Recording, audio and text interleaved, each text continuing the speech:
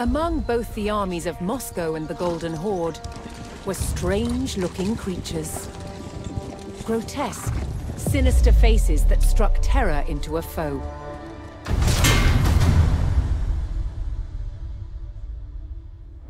There's a very long history of making helmets with mask visors with human features in the ancient Near East. Moscow was heavily influenced by this metalworking tradition, using the art of embossing to hammer these extraordinary sculptural forms into the steel. To make these masks required highly skilled artisans. In present-day Poland, Adam Mazia is a master of the craft. The process begins with a thick, flat sheet of wrought iron.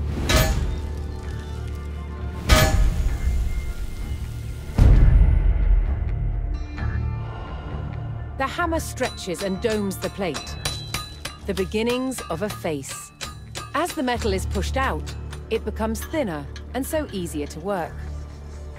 Adam marks a center point and an outline of the nose. This is the only guide he uses. All else is done by eye alone. In Western Europe during the late Middle Ages, helmet design was all about function. What shapes are going to form glancing surfaces that make weapons skate and bounce away from the face? In Moscow, however, the approach was rather different.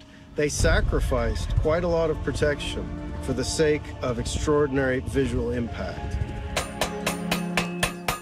There is a limit to which the metal can be stretched, and so a slot is cut to allow the nose to be shaped.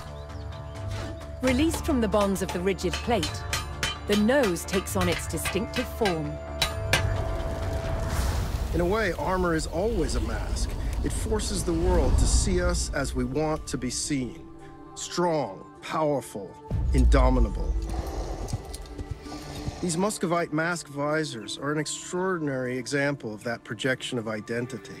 In some cases, they were actually made as portraits in the image of the wearer. With every strike, the features become more and more recognizably human. The furnace imbues the mask with a warrior's fury.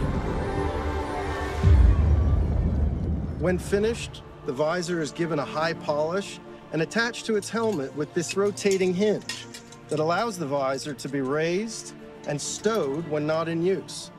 But it can always be quickly lowered as soon as danger threatens. A man could project his power with such a mask. A man could hide his fear with such a mask. And by doing so, he could be brave.